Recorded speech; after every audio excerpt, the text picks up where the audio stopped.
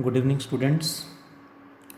Today we will discuss our next topic, electric polarization, in chapter 2, 12th class.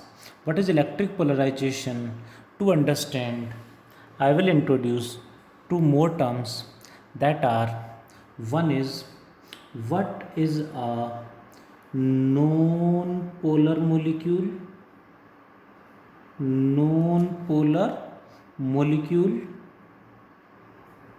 And second one is polar molecule. What are the terms? हमें एक एक करके पढ़ना है. And another is polar molecule.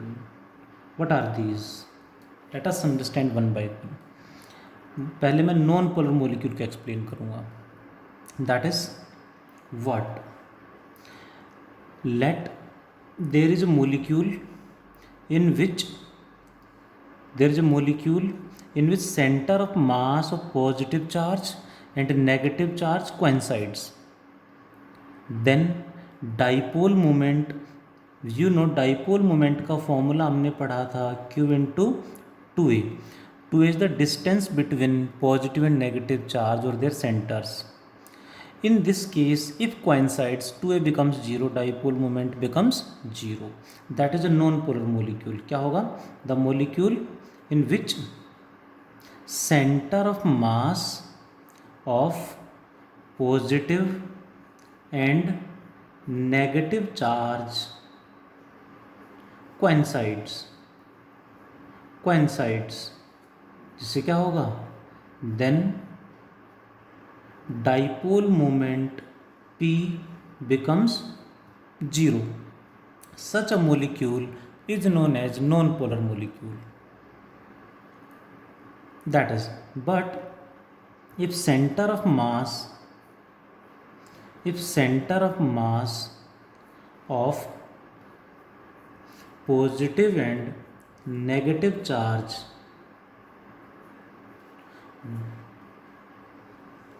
do not coincide,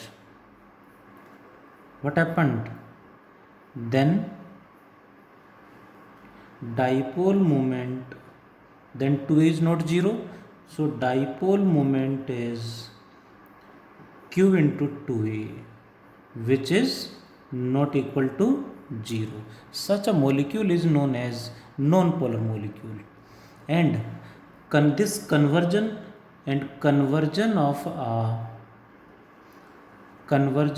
a non-polar molecule into polar molecule, conversion of a non-polar molecule into polar molecule is known as electric polarization. कैसे करेंगे? into polar molecule when placed in, कैसे करेंगे वो सीखना हमें. when placed in electric field, किसी भी electric field में रखेंगे तो non polar molecule polar molecule में कन्वर्ट हो जाएगा. This phenomena is electric polarization. How it works ये हमें समझना है. Let there is a parallel plate capacitor. There is a parallel plate capacitor like this, in which this plate is positively charged and this plate is negatively charged, due to which electric field is set up from positive to negative charge. like this electric field set up हो जाएगा. when this non polar molecule, जिसमें centre of mass positive और negative charge के coincide कर रहे हैं, जैसे ही electric field में रखेंगे, when this non polar molecule is placed in external electric field, this electric field exert force on positive and negative charge in the molecule. What is the force on positive charge? It is equal to plus QE. Plus का मतलब force on positive charge will be in the direction of field. यानी field right direction में है तो इसमें जितना भी positive charge है उस पर फोर्स राइट डायरेक्शन में यानी फील्ड की डायरेक्शन में ही लगेगा. and force on negative charge will be equal to minus QE. Negative sign means force on negative charge will be opposite to field.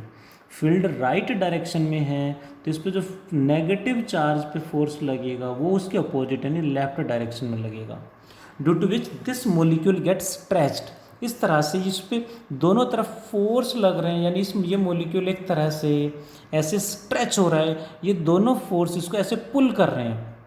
Due to this इसकी shape distort हो जाएगी, इस तरह से आ जाएगा। नेगेटिव चार्ज इधर मूव कर जाएगा, पॉजिटिव चार्ज उधर मूव कर जाएगा। This non polar molecule converts into polar molecule. This conversion of non polar into polar molecule is known as electric polarization when placed in electric field. Now the next point is, इसने इसे पुल करना पड़ा, पुल करने से ऐसे stretch हो गया, but अभी भी ये मोलिक्यूल ब्रेक नहीं हुआ है, डिसोसिएट नहीं हुआ है। क्यों नहीं डिसोसिएट हुआ? Because positive and negative charge में अट्रैक्टिव इलेक्ट्रोस्टैटिक फोर्स है। इसे केमिस्ट्री में हम बोलते हैं केमिकल बॉन्डिंग हो रखी है। फिजिक्स की लैंग्वेज में अट्रैक्टिव इलेक्ट्रोस्टैटिक फोर्स जो इन्हें दूर जाने से रोक रहा है, आपस में अट्रैक्ट कर रहा है, बॉन्डिंग हो रखी है। बट यदि हम इलेक्ट्रिक फील्ड को इंक्रीज कर दें तो फोर्स इंक्रीज हो जाएंगे, जिससे ये और ज़्यादा स्ट्रेच हो जाएगा और दूर दूर चला जाएगा negative and positive charge. And इस तरह से इलेक्ट्रिक फील्ड इंक्रीज करते जाएंगे तो कभी ना कभी इतना फील्ड अप्लाई हो जाएगा कि इसका जो अट्रैक्टिव इलेक्ट्रिक फोर्स है उससे ज़्यादा फोर्स या फील्ड इस पर बाहर की तरफ लगा देगा, जिससे ये molecule negative and positive ions में ब्रेक हो जाएगा, जिसे हम बोलते हैं डिसोसिएट हो जाएगा। So the point is, what is dissociation? Dissociation is also known as breakdown. Dissociation और dielectric breakdown. What it is? Breaking of a molecule into ions. Breaking or dissociation or ionization of a molecule into ions is known as dissociation और dielectric breakdown और ionization भी कह देते हैं। Next is, इसको break करने के लिए कितना इलेक्ट्रिक फील्ड अप्लाई करना पड़ा, that is known as dielectric strength. Dielectric strength क्या होगा ये हमें समझना है। Dielectric strength is the minimum electric field intensity or electric field required to dissociate, or we can say for dielectric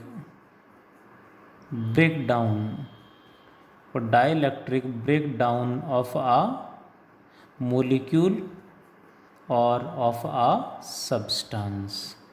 This is dielectric strength. Question is, what is its SI unit? SI unit is obviously dielectric strength क्या है? Electric field. तो SI unit क्या होगी? Volt per metre. इसी chapter में पढ़ा था। एक यूनिट और होती है न्यूटन पर कूलम, बट यहाँ पे हम बैटरी कनेक्ट करके वोल्टेज अप्लाई करते हैं, that's why volt per meter use करेंगे। But volt per meter is a very small unit in daily life. So in daily life the unit we use is practical unit, which is 1 kilovolt per millimeter. 1 kilovolt per millimeter, which is equal to 10 raised to the power 6 volt per meter. SI system में convert करेंगे तो for example, for air dielectric strength for air कितना होगा? For air dielectric strength अक्सर लिख देते हैं for air dielectric strength is 3। तो 3 क्या है? प्रैक्टिकल यूनिट है, that is 3 kV/mm। SI system में कन्वर्ट करेंगे तो इट बिकम्स 3 × 10⁻⁶ V/m। इसका मतलब हुआ कि हम अपने आसपास एयर में इतना इलेक्ट्रिक फील्ड सेटअप कर देंगे तो एयर हमारे आसपास के एयर मॉलिक्यूल्स आयनाइज हो जाएंगे एंड इलेक्ट्रिसिटी फ्लो करना स्टार्ट कर देगी। That is ions, air molecules ions में कन्वर्ट हो जाएंगे, आयंस में ब्रेक हो जाएंगे एंड करंट सेटअप हो जाएगा, एयर में करंट फ्लो कर जाएगा। ऐसा अक्सर एग्जाम्पल हमने देखा होगा। Many times we generally when do switch off then generally observes that sparking takes place near the connections inside the switch। तो स्पार्किंग हो रही है वो इसी वजह से हो रही है। स्पार्किंग क्यों हुई, इतना स्ट्रॉन्ग इलेक्ट्रिक फील्ड कैसे प्रोड्यूस हो गया वहाँ पे, उसको समझने के लिए हम नेक्स्ट टॉपिक डिस्कस करेंगे। दैट इज अभी डिस्कस करेंगे नेक्स्ट इज कोरोना डिस्चार्ज। उससे पहले electric polarization, non polar molecule, polar molecule dissociation and dielectric strength. That is next point is leakage, या फिर हमने देखा स्विच में स्पार्किंग क्यों हुई, उसका रीजन क्या है, उसी को समझने के लिए एक टॉपिक हम डिस्कस करेंगे, that is corona discharge. You may be surprised कि कोरोना वर्ड हम यहाँ पे यूज़ कर रहे हैं। बेसिकली आज के टाइम पे यू नो वेल कि कोरोना एक मेडिकल इमरजेंसी बना हुआ है, इतनी बड़ी डिजीज़ है पूरे वर्ल्ड में। बट फिजिक्स में कोरोना बहुत सालों से पढ़ते आ रहे हैं, पहले से ही पढ़ते आ रहे हैं। This corona is different from that medical problem, that virus जो है उससे अलग है ये। यहाँ कोरोना डिस्चार्ज क्या है समझते हैं।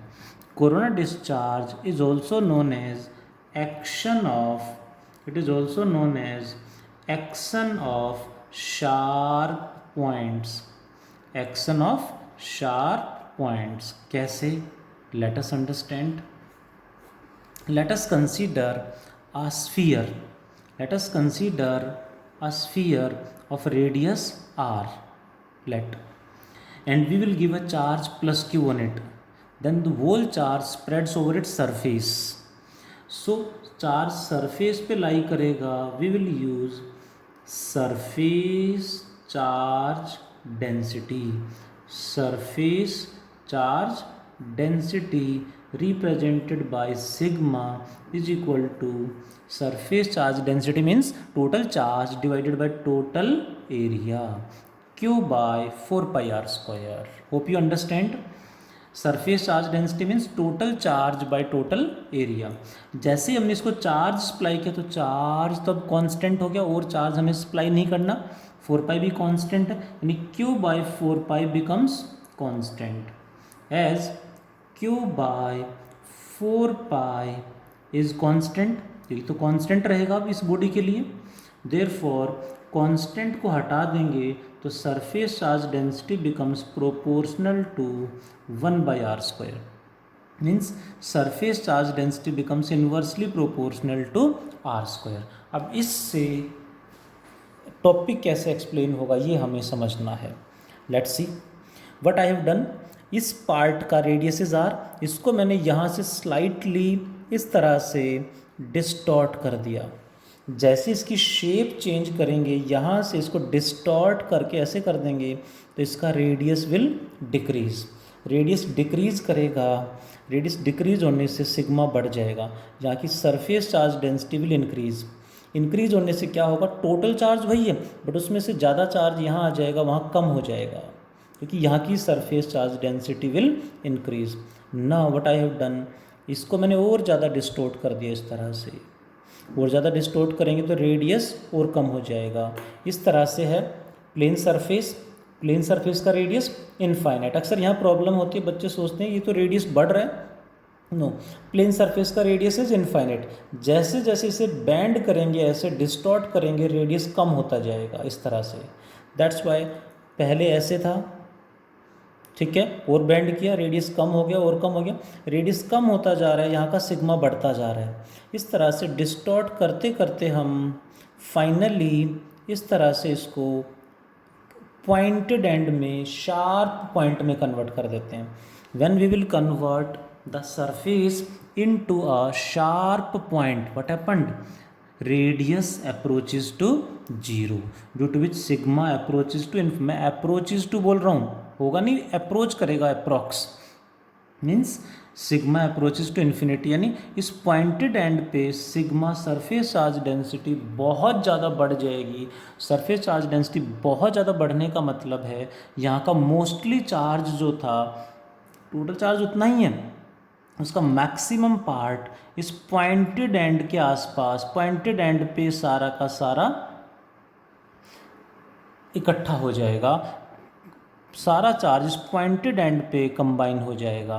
एक बहुत छोटे से पॉइंट का रेडियस बहुत कम है, तो सिग्मा बहुत ज़्यादा है, due to which mostly charge यहाँ बहुत छोटे से पॉइंट पे बहुत ज़्यादा चार्ज कलेक्ट होने से, बहुत छोटे से पॉइंट पे बहुत ज़्यादा चार्ज इकट्ठा होने से, बहुत ज़्यादा सिग्मा होने से आसपास स्ट्रॉन्ग इलेक्ट्रिक फील्ड प्रोड्यूस हो जाएगा, जिससे स्ट्रॉन्ग इलेक्ट्रिक फील्ड हो जाएगा मतलब अभी हमने पढ़ा था dielectric strength. Strong electric field produce हो जाएगा का मतलब है, स्ट्रॉन्ग इलेक्ट्रिक फील्ड का मतलब है एयर की जो डाइलेक्ट्रिक स्ट्रेंथ है इससे भी ज़्यादा कई बार हो जाता है, एंड जैसे इससे ज़्यादा होगा सराउंडिंग एयर आयनाइज हो जाएगी एंड ये चार्ज एटमॉस्फेयर में फ्लो करना स्टार्ट कर देगा। This charge flows into the atmosphere. This leakage of charge, this leakage of charge, we can say leakage of charge at the pointed ends, at the pointed ends, or we can say, or leakage of charge at, leakage of charge at sharp points of a conductor, किसी भी conductor के point, sharp point पे बहुत ज़्यादा charge इकट्ठा होने से charge leak हो जाएगा, is known as corona discharge या फिर action of sharp points. Hope you understand कि यहाँ पे कोरोना का डिस्चार्ज का मतलब क्या है। और यही एग्जांपल अभी मैंने इससे पहले टॉपिक में लिया था, इसी वीडियो में, इसी क्लास में, कि जैसे स्विच ऑफ करते हैं तो स्विच के अंदर कई जगह पे वायर्स के जो कॉर्नर हैं पॉइंटेड एंड हैं, या स्विच के अंदर मेटेलिक बॉडी का कहीं पॉइंटेड एंड है तो स्विच ऑफ करते सडनली पॉइंटेड एंड पे बहुत रेडियस बहुत कम है, वहाँ बहुत ज़्यादा चार्ज इकट्ठा हो जाता है, जिससे सराउंडिंग एयर आयनाइज होके एटमॉस्फेयर में चार्ज लीक हो जाता है। Surrounding air ionised and charge leaks into the, flows into the atmosphere. That is action of sharp points or corona discharge. What are its uses? It is generally uses in Tesla coils. Don't know कि आप experiment में कितना interested हो, कितना interest लेते हो। TV पे, discovery science पे बहुत जगह पे टेस्ला कॉइल्स के एक्सपेरिमेंट आते रहते हैं, बहुत सारी जगह पे देखते रहते हैं। इंटरनेट पे भी बहुत सारे वीडियोज़ अवेलेबल हैं। टेस्ला कॉइल्स में बहुत high voltage strong field create करके स्पार्क प्रोड्यूस किया जाता है। You can watch the videos available हैं, और डिस्कवरी पे भी या बहुत सारे चैनल्स पे प्रोग्राम भी आते हैं इससे related. Next, it is also used in when day graph generator. When day graph generator, when day graph generator is a device, अभी तो आउटडेटेड है, यूज़ नहीं होता। Initially, Venn diagram generator was a part of our CBSE syllabus, but these days this is not a part of our CBSE syllabus, not in CBSE board exams, but NCERT में available है। आप पढ़ना चाहो पढ़ सकते हो। मैंने जो स्टडी मटेरियल, अपना जो मॉड्यूल है, बुक है, उसमें भी इसके बारे में लिखा हुआ है, मैंने डिलीट नहीं किया है। पढ़ना चाहो पढ़ सकते हो, बट CBSE सिलेबस का पार्ट नहीं है, CBSE सिलेबस में ये नहीं है, ध्यान रखें।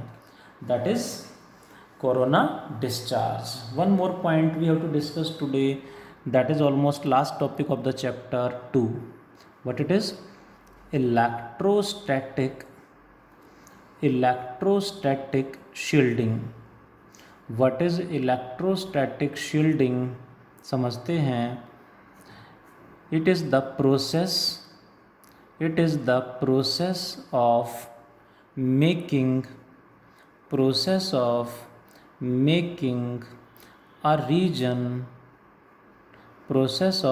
a region or space free from electric field. यानी किसी भी रीजन में इलेक्ट्रिक फील्ड को जीरो करना, इलेक्ट्रिक फील्ड से फ्री करना, that is electrostatic shielding.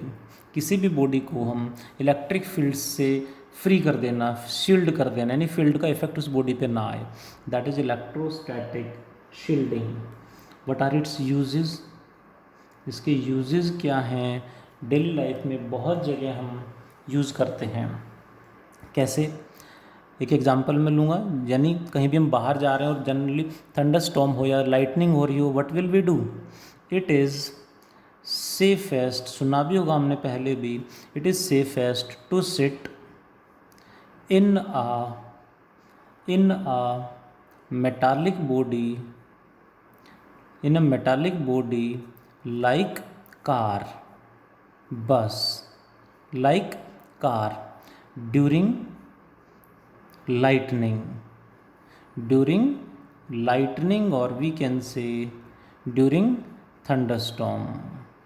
Lightning और थंडरस्टॉर्म है कहीं भी, तो ऐसे में हम अपने आप को प्रोटेक्ट करने के लिए किसी भी आसपास कोई भी मेटालिक बॉडी है उसके अंदर जा सकते हैं, उसके अंदर सिट कर सकते हैं, जिससे मेटल की जो बॉडी है उस पर कितना भी ज़्यादा से ज़्यादा कितना भी चार्ज आ जाए, सारा चार्ज सरफेस पे लाई करेगा, अंदर चार्ज नहीं जाएगा. इसलिए मेटालिक बॉडी के अंदर फील्ड जीरो रहेगा. बाहर कितना भी स्ट्रॉन्ग फील्ड हो, कितना भी ज़्यादा चार्ज हो, अंदर फील्ड जीरो रहेगा, जिससे अंदर कोई भी पर्सन या ऑब्जेक्ट है उस पर आउटर फील्ड का कोई इफेक्ट या चार्ज का इफेक्ट नहीं आएगा, लाइटनिंग का इफेक्ट नहीं आएगा. दैट इज़ बहुत इम्पोर्टेंट है. डेली लाइफ में अक्सर हमें लाइटनिंग फेस करनी पड़ती है, कहीं बाहर निकले हुए तो हमें ध्यान रखना चाहिए, इस तरह की पॉइंट्स हमें पता होने चाहिए. Next is second is sensitive instruments. जो सेंसिटिव इंस्ट्रूमेंट्स होते हैं जो इलेक्ट्रिक फील्ड से ख़राब हो सकते हैं या डेलिकेट इंस्ट्रूमेंट बोल सकते हैं. Sensitive instruments are shielded in metallic bodies, metallic box के अंदर उनको शील्ड कर देते हैं ताकि एक्सटर्नल फील्ड का इफेक्ट उन पे ना हो. To protect